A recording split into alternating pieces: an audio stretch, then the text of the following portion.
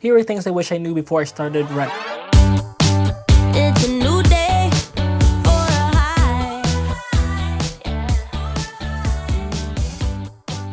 It's another day.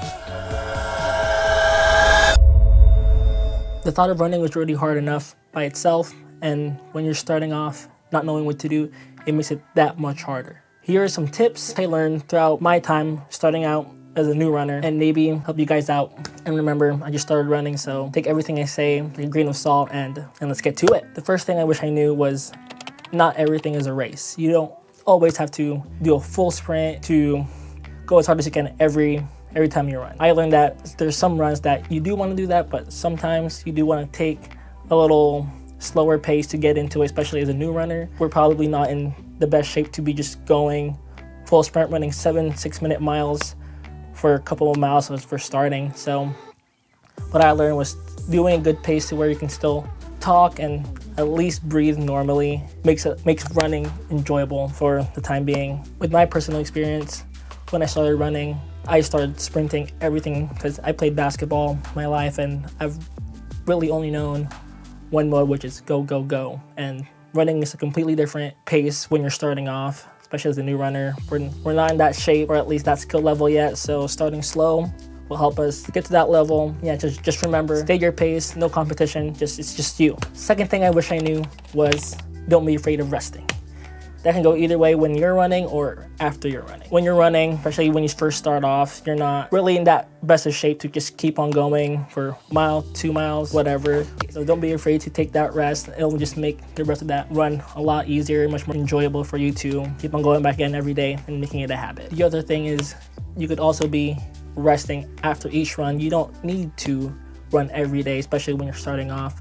Our muscles aren't used to having that much strain when we start running, so making sure your body gets rest, gives it time to recover, is very important. The next thing would be invest in good running shoes or gear. I can't say this enough, but having the right equipment and shoes will help you tremendously in your run. Starting off with shoes. Right now I'm using Brooks as my shoes that I use for running on the road every time I run. I don't really quite remember what exact shoe it was, but I remember it's Ghost. I'll pull up a picture on the screen to show you which one it is and how much it costs, but it's the only shoe that I found to be really, really good for my feet, as I started off with just some random Nike shoes, and it made running very terrible, made it very difficult, and by just getting the right shoes made it much more fun, easy, and comfortable. And again, with shoes, everybody's feet is different, so I think it's best for you to go in store, try on a couple of different shoes that you think will feel comfortable. And as far as gear, just making sure you have the right type of shorts, shirt, jackets, socks are really important. If you don't have any comfortable clothes, you could be having a really hard time running. If you're running in let's say cargo shorts compared to shorts made for running, it can make a total difference in how you feel in that run. Also, with gear, you gotta make sure you're dressed for the right temperature and weather. I've learned in the past where it showed no rain in the forecast, and I thought, this is great, I can use for shorts and a tank top. Started running and it was cold, windy, and it made the run very miserable. By making sure you're wearing the right type of gear and have the right type of gear is very important to your success in running. Next thing is keeping track of your run. This is my favorite part of running, is just keeping track of how much I've ran, how much elevation I've gained, my heartbeat, depending where I am in the run. It's really cool to see. The app I use is the Nike Run app. It's a wonderful app where you can track your runs, do some guided runs, which is my favorite. It's where they assign you a coach, and they're there to help you throughout your run by giving you advice, motivation, and overall just a plan on achieving what you want to do. And that leads to my next thing is with the app, there's a bunch of new different things that you can look at, which are my favorite plans. They have these set plans for whatever you want to achieve, either that's a 5K, marathon, 10K, and it gives you a list that gives you a plan on how much you should be running each week, how far, how hard you should be training, and I've been using that recently and it's been wonderful. And I know there's a bunch of other apps and little tricks that people like to do, but that's just what I do. And go ahead and watch other YouTube videos that explain different apps for running and choose which one you like for yourself. The next thing I wish I knew was walking is okay. This kind of goes with my previous point, was don't be afraid of resting. And in my runs, I used to believe that, oh, if I walk, I'm cheating myself, but walking is such a great resource to help you finish that run comfortably. Don't be afraid to take that rest. You are only helping yourself to not get injured. The next thing is to set achievable goals. I know when we start running or when we start doing things, we try and reach for the stars, and sometimes that thing is just not possible or reachable for that moment. But what I found when I set small reachable goals, as running a mile this day, makes it that much easier, and at least for me, it makes me think what I'm going for is very much achievable, and with setting small achievable goals will give you that extra motivation every time you reach it.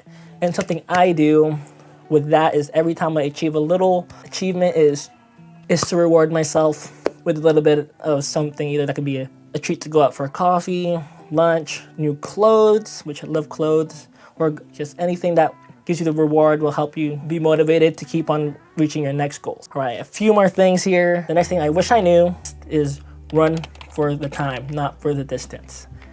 For me, that was a really hard thing to grasp, as I always wanted to be running 3 miles, 4 miles, 5 miles, just to say I did that, but it made running a lot harder knowing that I have to keep on looking at my watch. And it led me to have a hard time running, as I'm always looking at my watch, trying to see how much I've ran, and just made it not enjoyable, as I feel like I always had to get to a destination, if that makes sense.